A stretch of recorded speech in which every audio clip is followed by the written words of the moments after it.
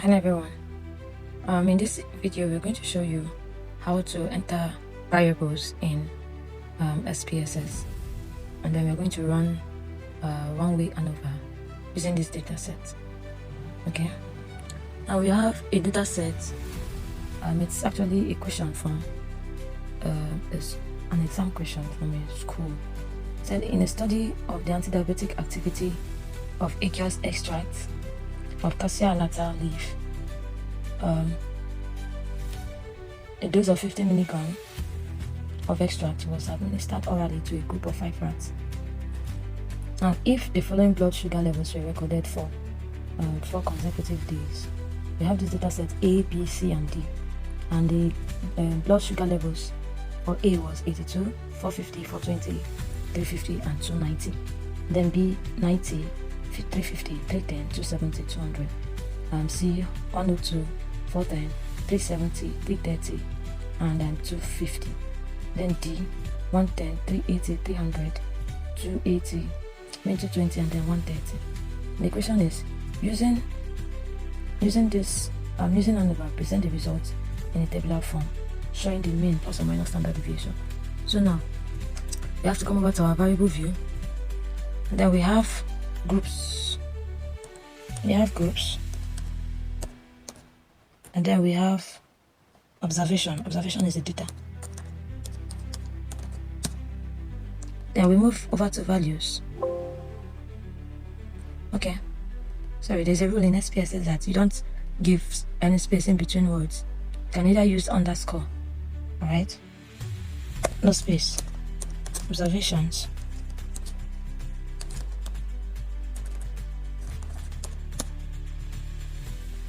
Alright, now we'll give a value, that is, we'll define the groups that we have. So we'll move on to values. We'll say 1, let 1 be group A, 2 group B, 3 group C, 4 group D. We'll click OK, and then come over to our data view. See, now we have groups and observations. Now we are going to impute our data set here.